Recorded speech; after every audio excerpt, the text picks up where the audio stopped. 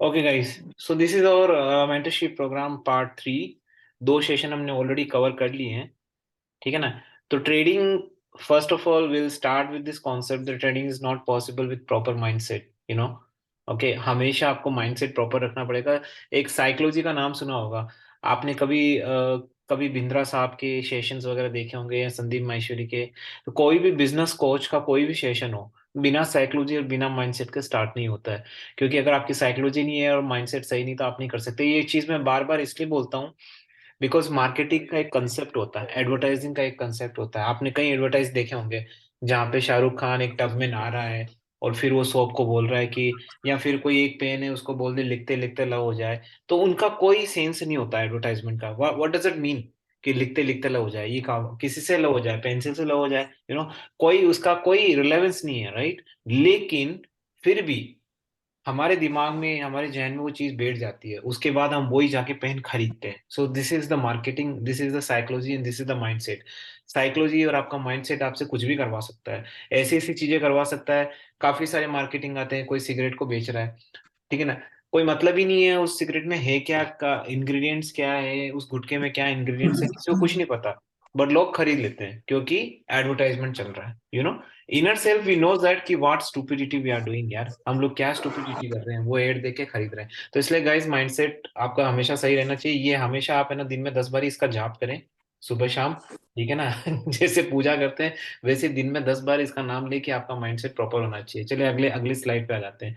कल हमने session and किया था कि हम कहाँ से, मतलब अगले सेशन में हम क्या करने वाले हैं। तो रिस्क मैनेजमेंट के बारे में बात कर रहा था।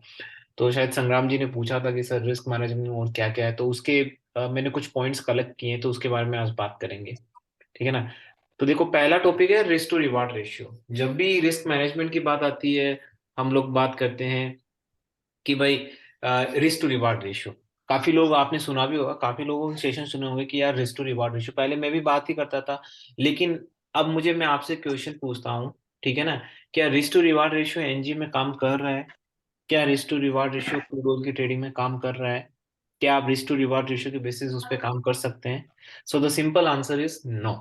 कैसे करेंगे यार? 3 या 4% तो उसमें अप एंड डाउन रहता है रोज का, राइट। आप रिस्क टू रिवार्ड रेशियो कहाँ लगाएंगे? अगर आप 1% का लगाएंगे तो आपका होगा ही नहीं।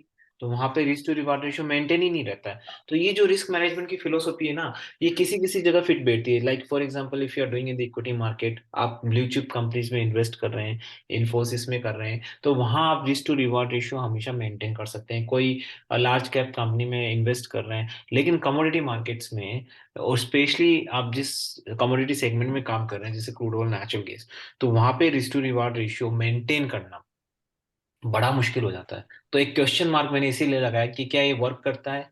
मेरे हिसाब से मोस्ट ऑफ द केसेस, अगर आप अभी अमी के अभी पिछले 4-5 महीनों की सिनारी, तो आपने देखा होगा कि, मैं आपको म्यूट कर देता हूँ गाइस, काफी लोग चिट चैट कर रहे हैं। गाइस अपने आप को म्यूट कर दीजिए प्लीज, म्यूट ऑल। तो गाइज काफी चीजें होती है ये मार्केट में, जहां वो सिर्फ कहने के लिए अच्छी होती है कि risk to reward ratio maintain करो, लेकिन जब उनसे पूछते हैं कि भाई कैसे मेंटेन करें, तो कोई आंसर नहीं। फिर आता है कि आप स्टॉप लॉस लगा लो।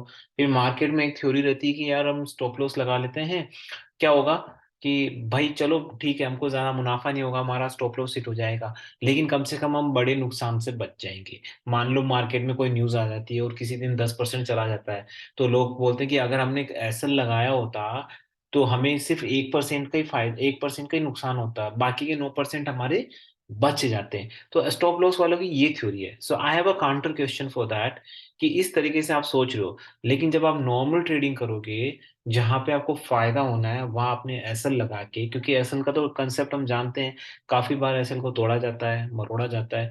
तो उस कंडीशन में तो आप लाइफ लॉन्ग ट्रेडिंग करते रह जाएंगे, कमाएंगे नहीं। तो इसका क्या सोल्यूशन है भाई? रिस्क टू रिवार्ड रेशियो काम नहीं कर रहा है, स्टॉप लॉस काम नहीं कर रहा है, तो अब हम क्या कर सकते हैं? तो उसकी थ्योरी बताता हूँ। तो गाइज मैंने हमेशा से बोला है आपको कि ये चीजें हमेशा रखनी चाहिए, लेकिन ऑन द राइट टाइम, हमेशा राइट टाइम पे होनी चाहिए। ऐसा ही कोई प्रैक्टिस नहीं बना लेनी चाहिए कि आपको हर जगह उटपटांग स्टॉप लॉस लगा लेने हैं, हर जगह स्टॉप। अगर आप ऐसे लगाते रहोगे तो बिल्कुल सेफ प्ले करोगे, इसमें कोई डाउट नहीं है, लेकिन इतना सेफ हो जाओगे ना कि कुछ कमा ही नहीं पाओगे। तो फिर मकसद ही क्या रहा आपका मार्केट में आने का? इतना ज्यादा सेफ नहीं होना है कि आप मार्केट में कुछ कमा ही नहीं पाओगे। थोड़ी बहुत तो देखो रिस्क मार्केट में लेनी पड़ेगी। कोई भी चीज हो, अगर आप कार चलाना भी सीखते हैं तो आपको रिस्क लेनी पड़ेगी, आपको हाईवे पर जाना पड़ेगा, आपको सिटी में जाना पड़ेगा, कूदना पड़ेगा, ठीक है ना? तो वो रिस्क तो आपको लेनी पड़ेगी, ठीक है ना? अब उसका सॉल्यूशन क्या बता देता हूँ, देखो। सबसे पहले आती है हमारी 1% स्ट्रैटेजी। अगर आप किसी दूसरे कई भी चैनल पे जाओगे या किसी से भी पूछोगे 1% स्ट्रैटेजी, तो वो क्या बताएंगे आपको? 1% स्ट्रैटेजी क्या होती है? जैसे आपका market capital for example 1 lakh rupees है, और आप दिन के दो ट्रेड कर रहे हो, 50,000 के और 50,000 के, राइट? तो आपका 1% स्ट्रैटेजी 1 लाख का कितना हुआ? 1 लाख का हुआ आपका, 1% हुआ 1,000, ठीक है ना? तो आप दिन के दो ट्रेड कर रहे हैं, ठीक है ना? तो 1,000 डिवाइड बाई 2, तो 500 रुपए की आपकी हो गई स्ट्रैटेजी। मतलब आप 500 रुपए से ज्यादा आपको लॉस नहीं खाना है। ये 1% स्ट्रैटेजी होती है मार्केट में, जो कि अभी मार्केट में चल रही है। काफी लोगों से आपने सुना भी, अगर नहीं सुना तो मैं बता देता हूँ। ये वाली स्ट्रैटेजी है। तो मैंने आपको पहले भी बोला है कि मार्केट में देखो हेजिंग वाली स्ट्रैटेजीज भी है, काफी सारी है, लेकिन मैंने हमेशा से बोला है कि उन चीजों को हम अपेंड करते हैं, मोल्ड करते हैं अपने हिसाब से, क्योंकि हमें कोई फर्क नहीं पड़ता कि मार्केट में कौन कौन सी टर्म्स चल रही है। उससे करोड़पति लोगों को फायदा होता है, लेकिन हमको फायदा नहीं होता, तो उन टर्म्स का कोई मतलब नहीं है। तो हमने क्या किया, उन स्ट्रैटेजीज को अपने हिसाब से मोल्ड किया, रिटेलर्स के हिसाब से मोल्ड किया कि भाई रिटेलर्स लोग उसको किस तरीके से यूज कर सकते हैं। तो देखिए 1% स्ट्रैटेजी का मतलब मैं आपको समझा देता हूँ कि कभी भी जो भी आपकी कैपिटल आप जैसे पर्टिकुलर डे में इन्वेस्ट कर रहे हैं, तो आपको 500 से ज्यादा लॉस नहीं करना है। ये 1% स्ट्रैटेजी कहलाती है। ये तो हो गई उन लोगों की जो सीधा कॉपी पेस्ट करते हैं फाइनेंशियल मार्केट की टर्म्स कंडीशंस को। अब मैं मेरी स्ट्रैटेजी बताता हूँ। तो मेरी 1% स्ट्रैटेजी ये नहीं है। मैं हमेशा से मैंने एक रूल फॉलो किया है, मैंने आपको कई बार बोला भी है सेशन में। मेरी स्ट्रैटेजी ये कहती है कि 1% जब भी कोई आप ट्रेड करो, फॉर एग्जाम्पल, ठीक है ना? आपने कई बार यूट्यूब पे सुना होगा मुझे बोलते हुए कि जब भी आप कोई ट्रेड लें, ठीक है ना? तो मुझे लगता है कि आउट ऑफ 100% पीपल्स, लाइक अगर 100 लोग ट्रेड करते हैं मार्केट में एनजी और क्रूड में, तो उसमें से मुझे लगता है कि 88 मोर देन 80% लोग तो इस चीज में फंसते हैं कि वो 1% से ज्यादा रिटर्न के लिए देखते हैं। काफी लोग ऐसे होंगे, मुझे पता है कि जो भी ये सेशन देख रहे होंगे उनमें से भी काफी लोग होंगे। तो मैं हमेशा से मैंने ये बोला है कि आप अपना कैपिटल ज्यादा रखें। ये मैंने इक्विटी मार्केट में भी बोलता हूँ, कमोडिटीज में भी बोलता हूँ। काफी लोग मेरे पास आते हैं, सर बोलते हैं कि सर 1% से क्या होगा सर, 1% में तो इतना तो ब्रोकरेज ले जाएगा, उतना वो ले जाएगा, और फिर बाकी जो बचा हमें टैक्स देना पड़ेगा, फिर हमारे पास बचेगा क्या? तो उसका आंसर सिंपल सा है। तो ये जो स्ट्रैटेजी है ना गाइज, मैंने हमेशा से बोला है कि risk management strategy is always subjective. Subjective होती है, सबके लिए एक जैसी नहीं होती। तो इट्स अप टू यू कि आपको उसको किस तरीके से यूटिलाइज करना है। यूटिलाइजेशन आपको आना चाहिए।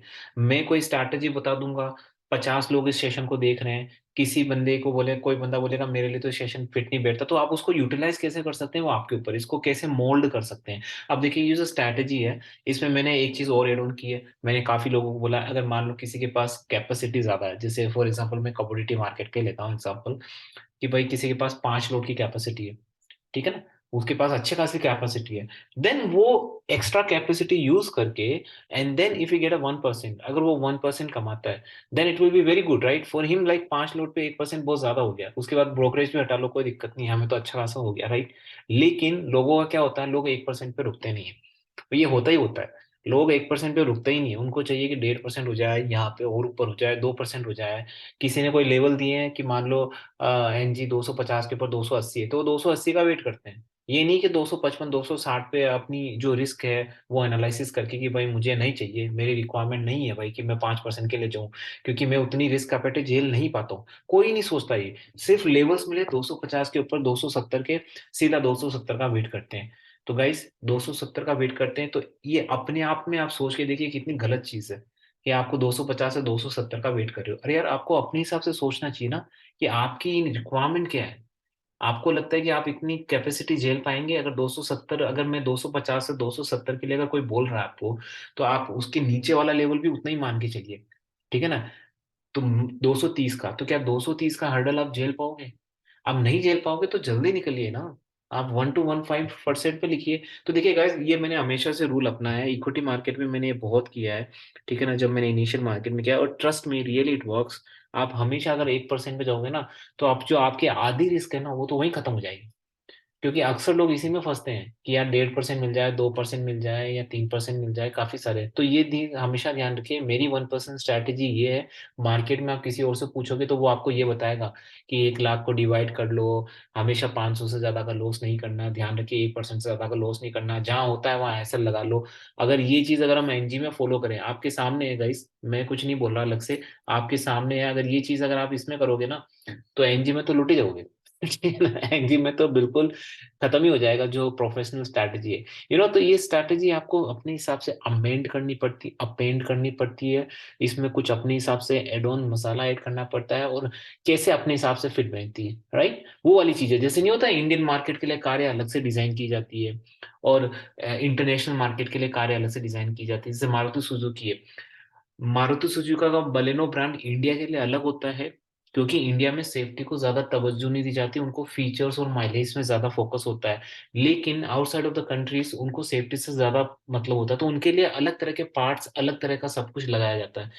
So it's all about the requirement. तो यू हैव टू अंडरस्टैंड कि आपकी क्या रिक्वायरमेंट, आप कितना आपटे ले सकते हैं। सिर्फ ब्लाइंडली फॉलो ना करें कि किसी ने दे दिया मैंने ले लिया, यो ऐसे कर दोगे तो मतलब लग जाएंगे आपके।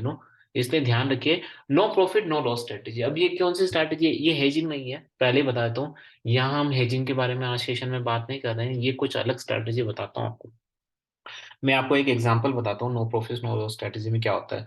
देखिए, मैंने कभी कभार ऐसे ट्रेड्स आ जाते हैं जिसमें, जैसे फॉर एग्जांपल मैंने क्रूड ऑयल का लिया, मान लो मैंने 95 पे लिया, ठीक है ना। 95 पे लिया, मेरा एसएल है 94 का और मेरे लेवल्स है 97 के, ठीक है ना। तो 95 के आने के बाद 95 से ऊपर गया, 95.5 गया, और वहां पे काफी देर तक टिका रहा टिका रहा टिका रहा टिका रहा, ठीक है ना। और एकदम से कोई न्यूज आ गई, पहला सिनारियो, ठीक है ना, कोई घटिया न्यूज आ गई जिसकी वजह से नीचे जाएगा। दूसरा सिनेरियो, आपको लग रहा है कि नहीं यार ये तो यहीं पे ही फिक्स हो गया है, ऊपर ही नहीं जा रहा है और फिर नीचे भी आ गया है, तो आपको क्या करना है? कभी कभार आपको ऐसा लग जाता है ना कि आपको वेट नहीं करना 94 के एसएल का, आपको वहीं पे निकल जाना है, जो आपने लिया 95 वहीं पे निकल जाना है। तो कभी कभी ऐसे एसएल्स भी हम लगाते हैं, जहां मुझे लगता है कि 10 में से 2, मुझे लगता है कि केस ऐसे होते हैं जहां पे मैं 95 पे मैंने कुछ लिया और मेरे लेवल्स रहे 97 के, लेकिन मुझे आभास हो जाता है कभी कभार कि यार ये तो नहीं जाने वाला, यू नो तो देखो, कोई भी चीज है मार्केट में, यू हैव टू, मैंने हमेशा बोला फ्लेक्सिबिलिटी होनी चाहिए। आपको अपने लेवल से प्यार नहीं होना चाहिए। हर चीज देखो, कोई भी आप जिस कंडीशन में आप ट्रेड करते हो, वो परिस्थितियां अलग होती है, और 10 मिनट के बाद परिस्थितियां कंप्लीटली चेंज हो सकती है। तो आपको हमेशा इस चीज के लिए तैयार रहना पड़ेगा कि जो आपने ट्रेड लिया, अगर आपको 5-10 मिनट बाद कुछ ऐसा लगता suspicious, you have to quit.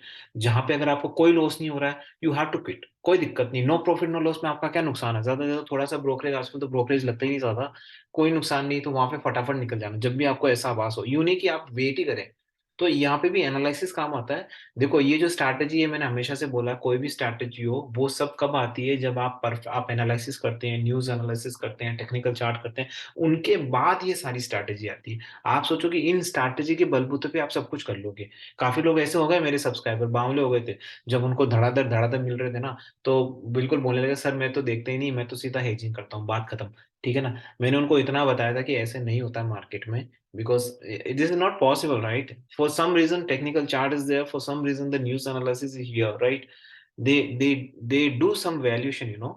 ठीक है ना, उनकी वजह, उनका कुछ तो रिलेवेंस है, इम्पोर्टेंस है, तभी वो वहां पे है, राइट। तभी लोग, बड़े बड़े प्रोफेशनल लोग भी वो देखते हैं, right. So you have to understand कि वो तो आपको देखना ही देखना है, वो उसमें तो आपको कंटेस्ट होना, उसके बाद आपको ये स्ट्रैटेजी लगानी है।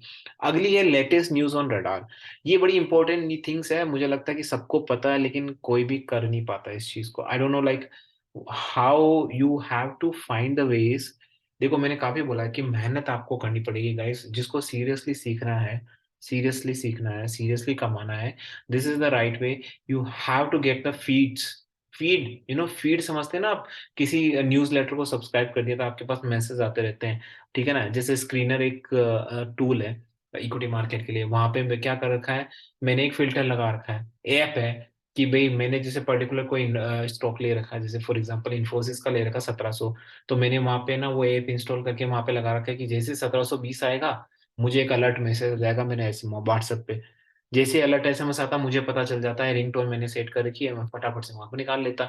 तो ये ऐसी इनोवेटिव चीजें आपको करनी पड़ेगी गाइस, ठीक है ना। उसी तरीके से जैसे अभी ऑयल मेरे जो साइट्स वगैरह है काफी बताइए, उस पर जाके सर्च करें कि फीड कैसे करना है, कैसे फीड लेना है, कोई भी लेटेस्ट न्यूज है तो आपके पास कैसे आनी है, बहुत सारी चीजें होती है, क्योंकि उससे बहुत फर्क पड़ता है। क्योंकि यूजुअली क्या होता है, हम जैसे मेरी कोई साइट है फॉर एग्जांपल, मैं आपको न्यूज एनालिसिस वहां पे करवाता हूँ, ठीक है ना। कभी कभार मैं ही आलस कर जाता हूँ, कभी कभार मैं देख ही नहीं पाता हूँ, कभी कभार कोई ऐसी न्यूज रहती है जो हम बाद में देख पाते हैं, हमारे अब बिजी होते हैं ऑफिस में। लेकिन जब हमारे पास अलर्ट्स आते हैं, ठीक है ना, तो फटाफट से, क्योंकि मोबाइल सबके पास होता है, व्हाट्सएप हर 5 मिनट में सब लोग देखते हैं, कोई भी एसएमएस आता है, कोई भी अलर्ट आता है, you will get to know कि वो ये न्यूज आई है, फटाफट से you have to be alert, right. तो वहां पे भी फिर आप अपनी स्ट्रैटेजी बना सकते हो। तो ये छोटी छोटी चीजें होती है गाइस, ये कोई नहीं करता, बहुत सारी चीजें होती है। ये मुझे लगता है कि यही सब कुछ है मार्केट में, जो मुझे लगता है कि एक आदमी को बहुत बड़ा लॉस करवाता है और दूसरे आदमी को बहुत बड़ा प्रॉफिट करवाता है गाइस, ठीक है ना। तो गाइस ये सारी चीजें हैं, ये चीजें आपको ध्यान रखनी पड़ेगी, ठीक है ना। तो गाइस मैं आज के लिए बस इतना ही, मैं ज्यादा लंबा सेशन नहीं करूंगा यहाँ पे। अगर आपके कोई क्वेश्चन है मैं आपको म्यूट कर देता हूँ, ठीक है ना। गाइस आज सम क्वेश्चंस, देखिए मैंने पहले भी बोला कि अगर आप कोई क्वेश्चन पूछेंगे तब भी आपको ज्यादा से ज्यादा समझ नहीं आएगा, ये अगर आप कोई क्वेश्चन ही नहीं पूछेंगे तो कुछ नहीं हो सकता। कोई क्वेश्चन है तो गाइस अपने आप को म्यूट कर दीजिए, अनम्यूट कर दीजिए और मुझसे क्वेश्चन पूछ लीजिए फटाफट से। फिर मैं सेशन एंड करूंगा, फिर अपन आने वाले सेशंस में अपनी जो आपकी मोस्ट वांटेड है, हेजिंग वगैरह, वो उसके बारे में भी डिटेल्स में बात करेंगे गाइस। ओके गाइस, मैं वन बाय वन आपको म्यूट कर देता हूँ। अमर अजय जी, कोई क्वेश्चन आपके लिए, मेरे लिए? ये क्वेश्चन नहीं है, मैं तो एडजिंग करता है ना, ऑपोजिट स्टॉक लेके करता है सेम अकाउंट में।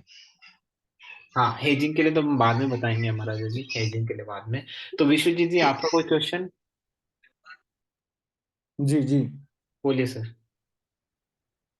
एक्चुअली मैं ये पूछ रहा था कि जैसे आपने स्टॉप लॉस का कहा कि हम लोग को स्टॉप लॉस नहीं लगाना चाहिए नहीं मोस्ट नहीं, ऑफ द ऐसा टाइम। मैंने नहीं कहा, आई करेक्ट नहीं नहीं माई नहीं मैं, सेंटेंस। हाँ, हाँ कि डेली हर जगह हर नहीं लगाना चाहिए, जहाँ जरूरत है वहां लगाना हाँ, चाहिए, वही हर वही वक्त बोल रहा में। हूँ कि हाँ, हर जगह पे नहीं लगाना चाहिए, देख के यस, सिचुएशन लगाना चाहिए। यस। जी। तो ये कहना चाहता हूँ कि जब हम लोग लॉस पे स्टॉप लॉस नहीं लगा सकते, लेकिन अपने प्रॉफिट पे स्टॉप लॉस लगा सकते हैं।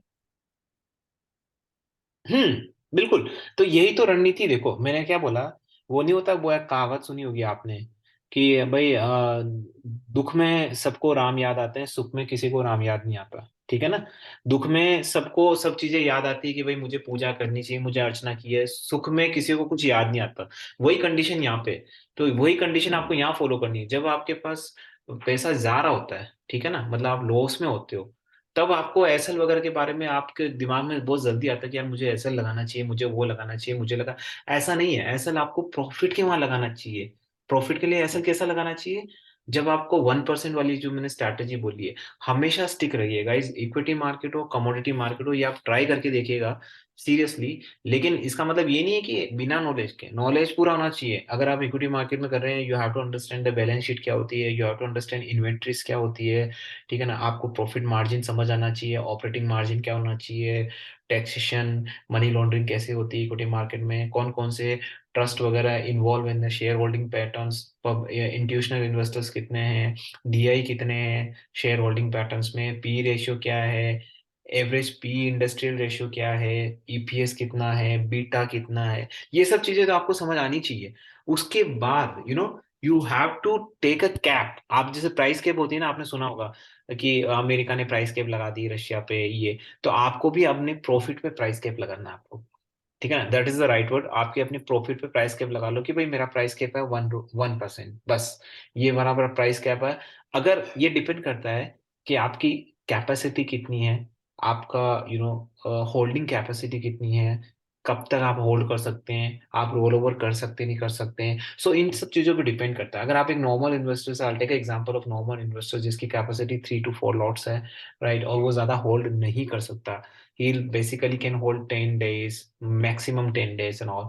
तो उसके लिए क्या होगा, उसके लिए यही रहेगा कि उसको 1% का कैप लगाना प्रॉफिट पे। कभी ये नहीं सोचना कि 5 या 8% का मिल जाएगा, 10% का मिल जाएगा, 9% का मिल जाएगा। हमें काफी बार मिले हैं, ठीक है ना, हमें काफी बार मिले हैं और लोगों ने काफी तालियां बजाई, लेकिन सिंपल सी चीज है कि 1% का कैप लगाइए और निकल जाइए, बस उससे ज्यादा की चाह मत रखिए। लेकिन अगर आपको रिस्क लेनी है तो आपको है ना ये भी ध्यान रखना पड़ेगा, जैसे अगर आपको कुआं आपके इस रास्ते में कुआं आता है तो आपको ये अंडरस्टैंड होना चाहिए कि वो कुआं कितना गहरा है। अगर आप कुएं में कूद रहे हैं तो आपको ये पता होना चाहिए कि कुआं इतना गहरा है, और मैं कुएं में कूदूंगा तो क्या उसके नुकसान होंगे। तो इसी तरीके से जब आप रिस्क लेना चाहते हैं 3 या 4% की, तो आपको अंडरस्टैंड करना जरूरी है कि आपके पास बैकिंग कैपेसिटी है या नहीं। अगर 3% में अगर ये हो गया, उल्टा हो गया, तो आप क्या करेंगे? आपके पास प्लान बी है, प्लान सी है, क्या है? अगर आपके पास पूरा बैकअप प्लान है, you have a hell lot of money, you have a hell lot of capacity, 5 to आपको 10 लॉट्स, आपके पास काफी सारे लोग ऐसे हैं जो मेरे पास आते हैं, 10 to 12 लॉट्स है, तो उनको कोई दिक्कत नहीं है, they can hold it as long as they want, right.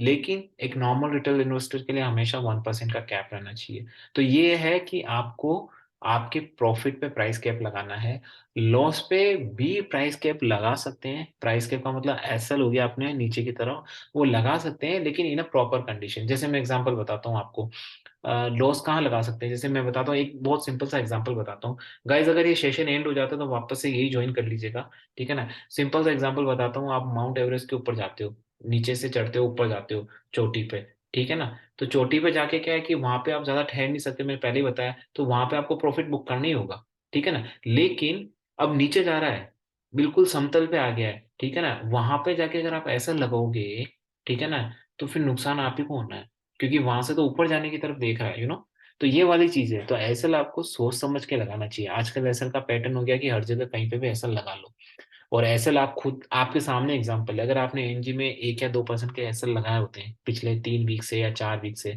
तो यू गोना अंडरस्टैंड कि क्या आपके साथ हो सकता था। तो आपके सामने एग्जांपल है। तो मैं सबसे पूछता हूँ, क्या एनजी पे आप 1 या 2% वाले एसएल लगा सकते हैं? पॉसिबल ही नहीं है यार। कहाँ 6-6%, 10-10, 7-7% जा रहा है, कहाँ ऐसा? अगर ऐसा लगा दिए तो चलो, आप कुछ लोग बोलेंगे सर हमें लगा दिए, तुमको 1% का ही नुकसान होता, 1% का ही होता, लेकिन फिर वही बात है ना, अभी तो नुकसान हो रहा है तो आपको नुकसान दिख रहा है, लेकिन यही अगर ऊपर जा रहा होता है और अगर आपने फिर ऐसा लगाया होता तो आपको फिर आप बोलते कि यार मेरे को तो यार मैं ऐसा लगा दिया, नहीं तो मेरा प्रॉफिट हो जाता। तो वो वाली चीज है गाइस, तो स्टिक टू योर नॉलेज, ठीक है ना। एसएल आपको कहाँ लगाना है वो मेंटेन करके रखिए। अगर आपकी कैपेसिटी नहीं है तो डेफिनेटली ऐसा लगाइए। अगर आपकी भाई कैपेसिटी नहीं है, मेरे पास इतनी कैपेसिटी नहीं है, बस मैं ज्यादा होल्ड नहीं कर सकता, मेरा मार्जिन नहीं है, मेरा ये नहीं, then you have to get a SL. आपको फिर एसएल लगाना ही पड़ेगा, and you have to understand कि आपको एसएल के साथ ही काम करना पड़ेगा, और कोई ऑप्शन आपके पास नहीं है। या तो फिर अपनी कैपेसिटी बनाई, मैंने हमेशा से बोला है कि पैसे से ही पैसा कमा सकते हैं इन द कमोडिटी मार्केट। वो सब फालतू की बातें होती है, 0 से 1000 करोड़ का सफर, ये फालतू की बातें, ठीक है ना। गाइस अगला कोई क्वेश्चन है आपका? सेशन एंड होने वाला है, ज्यादा टाइम नहीं बचा हुआ है। ये iPhone 757, अच्छा ये तो तनु जी है। तनु जी आपका कोई क्वेश्चन? ओके। हेलो। नवीन जी आपका हेलो कोई सर। क्वेश्चन? हेलो। तो हेलो। सर मैं कहना बोलो। चाहता था कि बीच बीच में पहले जैसे हम लोगों का ये लाइव सेशन होता था, हाँ, जिसमें ये हम लोग। मैं स्टार्ट करूंगा नवीन जी, बाद में बात करेंगे इस बारे में। मैं स्टार्ट करूंगा, अभी टाइम नहीं मिल जी। पा रहा है। ओके। और अच्छा तनु जी आपका कोई क्वेश्चन?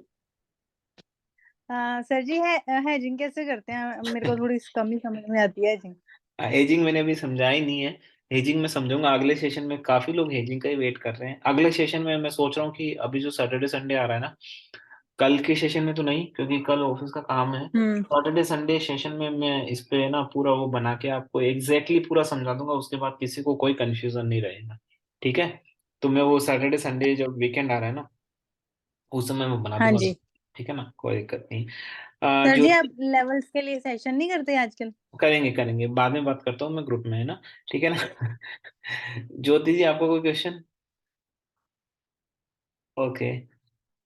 ये मत पूछिएगा ज्योति जी कहाँ है सर आप आजकल, कुछ पता नहीं है आपका। सर मैं यही पूछने वाली हूँ, आजकल आपके ना तो वीडियो आ रहे हैं आपके कोई लेवल नहीं नहीं नहीं, या हम आए आपसे कोई हैं, आज ही नहीं कंसल्ट कर आया, पा बस रहे हैं? आज ही नहीं आया, कल तो आया था। अच्छा, इस सेशन से रिलेटेड आपका कोई क्वेश्चन है? सर मैं तो इसमें ज्यादा, देखो मेरे को समझ आता नहीं है, मैं तो अपने हिसाब से काम कर लेती हूँ ठीक है, ओके। आपके ओके, हिसाब से काम कर लेती हूँ मैं। Okay ma'am. अच्छा, कृष्णा गेमर जी आपका कोई क्वेश्चन? नहीं सर। ओके गाइस, किसी का भी कोई क्वेश्चन है वो फटाफट से अपने हैंड रेस कर सकता है, फिर we will close the session. And Saturday Sunday sir definitely will वो गो फॉर एजिंग। अपन या सर मैं ये कह रही थी वो आपके नहीं वो वो बारे में वापस बात नहीं लेने के करेंगे लिए। ज्योति जी, ओनली सेशन अच्छा के बारे में बात करेंगे, उसके बारे में बाद में बात करेंगे। ओके, फिर आप हमको मैसेज हाँ दीजिएगा क्या मैं करना कर है। दूंगा Jyoti ji, stick to this session only, I tell you, okay, don't worry about it. ओ यतीन जी आपका कोई क्वेश्चन? हाँ, ये वेबसाइट्स कौन से रेफर करना है? वो ऑयल प्राइस तो आप एक दिखाते हैं, उसके हाँ साथ में आप कोई मैंने एक ऑथेंटिक वेबसाइट भेजिए देखो आप। काफी सारी है, मैंने एक इस पे वीडियो बनाया हुआ है अलग से, ठीक है ना, आप वो जाके देखिए, एक वीडियो है, ठीक है ना, मैं उसका लिंक डाल दूंगा, और मैं यहाँ पे भी बता देता हूँ कि काफी, देखो मैं सारी ऑथेंटिक साइट को चेक करता हूँ। फर्स्ट ऑफ ऑल आप तो, एक तो आपको पता ही है जो भी आपने बोली है, दूसरी होती है ब्लूमबर्ग। ब्लूमबर्ग में आपको फीड का ऑप्शन होता है। तो ब्लूमबर्ग बेसिकली मैं क्यों देखता हूँ कि वहां पे पॉलिटिकल न्यूज वगैरह बहुत जल्दी आ जाती है ना, पॉलिटिकल न्यूज मतलब जैसे अमेरिका ने क्या सैंक्शन लगाया है चाइना पे, तो कभी कभार वो न्यूज है ना definitely crude oil natural gas को इम्पेक्ट कर जाती है किसी, जैसे चाइना पे अगर सैंक्शन लगाया भाई, जैसे अभी भारत की एक कंपनी थी जो ईरान से अवैध तरीके से ऑयल वगैरह खरीदती थी, जबकि ईरान पे अमेरिका ने सैंक्शन लगा रखा है, अब ये न्यूज आ जाती है, तो उस न्यूज से बहुत वो हो जाता है, उथल पुथल हो जाता है। तो ब्लूमबर्ग पे ऐसे काफी सारी न्यूज आती रहती है, क्रूड ऑयल से रिलेटेड, एनजी से related, and political news as well. फिर दूसरी हो गई तो अपनी रीयूटर्स हो गई, रीयूटर्स पे भी काफी सारी न्यूज आती है, ठीक है ना, ये वाली न्यूज हो गई अपनी, ठीक है ना। तो ये काफी सारी ऐसी साइट्स है जो मैंने वहाँ पे डिटेल्स में बताई है, काफी 5 6 और सारी ऑथेंटिक साइट्स हैं, सारी वेल नोन साइट्स हैं, और वहाँ पे आपको अपडेट्स डेली आ जाते हैं, तो वो वाली साइट्स का वीडियो है, मैं डालूंगा, मुझे ढूंढना पड़ेगा वो वीडियो कहाँ है, ठीक है ना। आप देखिएगा मेरे उस वीडियो में ना 2 महीने पहले का वीडियो होगा, आपको मिल जाएगा, वो डिटेल में मैंने वीडियो बनाया है सिर्फ इसी के लिए। Okay, okay. यतीन जी का हो गया, और कोई क्वेश्चन है, ये किसने हाथ खड़ा कर रखा है? विश्वजीत जी कोई जी क्वेश्चन आपका?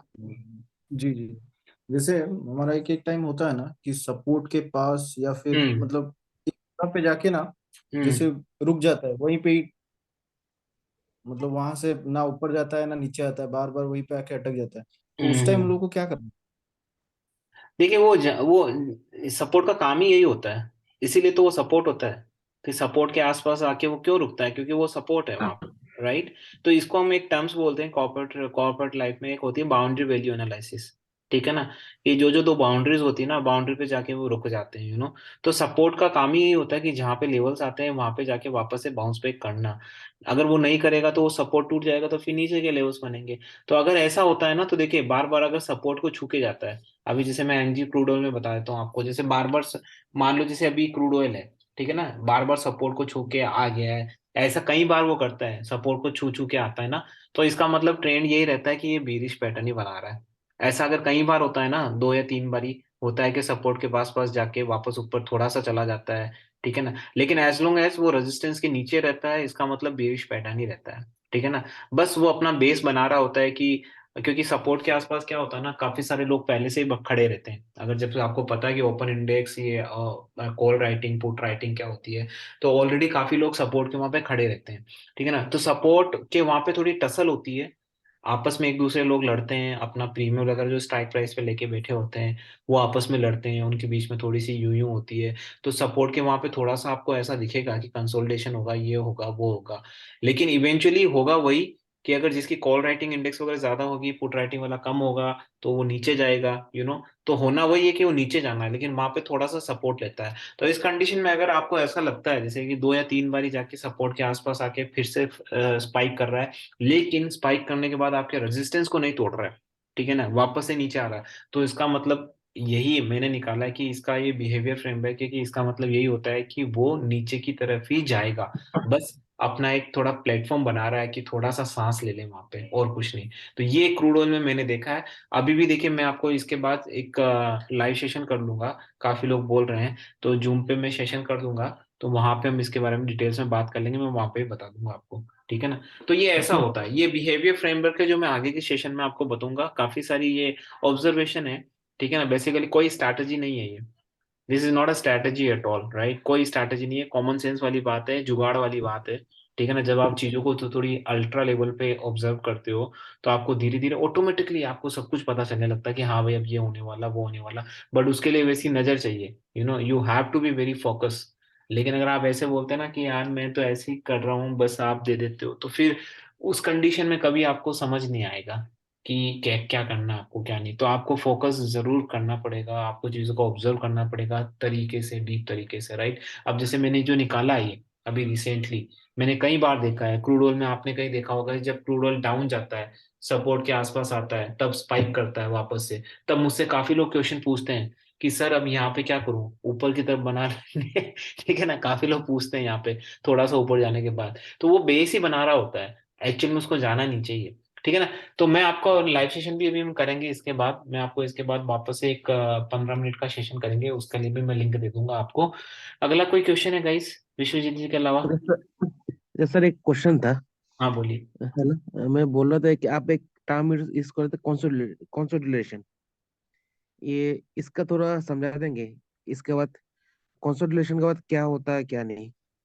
देखिए वो कंडीशनली डिपेंड करता है सर, ऐसा नहीं कि देखो, डिपेंड ये भी करता है ना कि कौन से क्रिटिकल रेजिस्टेंस पे है। जैसे फॉर एग्जांपल जैसे भी 200 वाला रेजिस्टेंस है, अब 200 वाला एक बहुत ही अलग रेजिस्टेंस है, अगर वहां पे जाके कंसोलिडेट होता है ना, तो वहां के अलग मायने हो सकते हैं, क्योंकि 200 अपने आप में एक बेंचमार्क है, बहुत बड़ा बेंचमार्क है, राइट। सो कंडीशनली डिपेंड करता है। अगर नॉर्मल ट्रेडिंग हो रही है और अगर ऐसा हो रहा है तो डेफिनेटली वो बीरिश पैटर्न होता है, क्योंकि बार बार सपोर्ट को छू के ऊपर जाता है, तो इसका मतलब यही है कि वहां पे टसल चल रही है, ठीक है ना, और मोस्ट प्रोबब्ली वो नीचे ही जाने वाला है, ठीक है ना। लेकिन अगर 200 वाले लेवल है एनजी के, जैसे वो साइकोलॉजिकल फैक्टर है, तो वहां पे सिचुएशन कुछ अलग हो जाती है, क्योंकि वो एक बहुत बड़ा सपोर्ट है।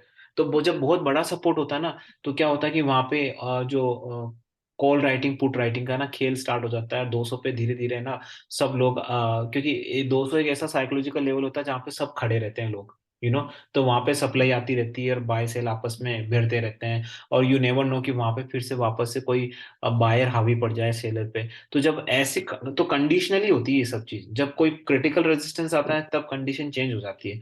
तो वो मैं आपको धीरे धीरे समझाऊंगा, जब हम लाइव सेशन भी करेंगे तो धीरे धीरे मैं आपको इन चीजों को प्रैक्टिकली इंप्लीमेंट करके बताऊंगा। आपको ये भी बताऊंगा कि हमने ट्रेनिंग में क्या सीखा था, उसको धीरे धीरे हम है ना हमारी जो लाइव मार्केट है उसमें इम्प्लीमेंट भी करेंगे, ताकि आपको एक आइडिया लगेगा कि भाई ये कोई थ्योरेटिकल सेशन नहीं था, इसको हम इम्प्लीमेंट भी कर रहे हैं। तो सिद्धार्थ जी वो चीज मैं आपको इम्प्लीमेंट करके भी बताऊंगा, ठीक है ना, कि क्या करते हैं, अच्छा कैसे और करते हैं। अच्छा हाँ और एक जी। बात, इस हाँ सैटरडे बोलिए। को किस टाइम पे सेशन होगा? अभी मैंने डिसाइड नहीं किया है, मैं कॉल करूंगा, लोगों से पूछ रहा हूँ कि सैटरडे, मुझे लगता है कि नाइट को ही कर सकते हैं वापस से, ये टाइम मुझे नाइट लगता है को, सबके लिए। सैटरडे वर्किंग होता है तो नाइट को ही मतलब हाँ नाइट को ही, अच्छा मैं होगा। मुझे लगता है कि यही टाइम सही है, 9:30 बजे का, या 9 या 9:30 बजे का, ताकि सब लोग अवेलेबल रहते हैं, भले सैटरडे हो संडे हो। हम सैटरडे को बहुत लोगों का जैसे ऑफ रहता है, जैसे हम लोगों से ऑन ऑफ नहीं रहता, तो इसलिए बोल रहे थे अगर हाँ नाइट पे कोई होगा नहीं, तो। तो 9 o'clock तो आप अवेलेबल रहोगे, राइट। हाँ 9 o'clock तो अवेलेबल है, नाइट का तो कोई इशू नहीं बस बस, तो फिर हम 9 o'clock को ही शेड्यूल करेंगे ताकि सभी लोग अवेलेबल रहेंगे, ठीक है गाइस। है। ओके गाइस, लास्ट 5 मिनट्स है मेरे पास, किसी को कोई क्वेश्चन हो तो फटाफट पूछ लीजिए, कहीं तो सेशन एंड करते हैं, फिर अपना दूसरा सेशन स्टार्ट करते हैं। कोई question guys? Okay, in that case I'm gonna stop. Okay guys, good night. I'll send you the another link, be there, okay?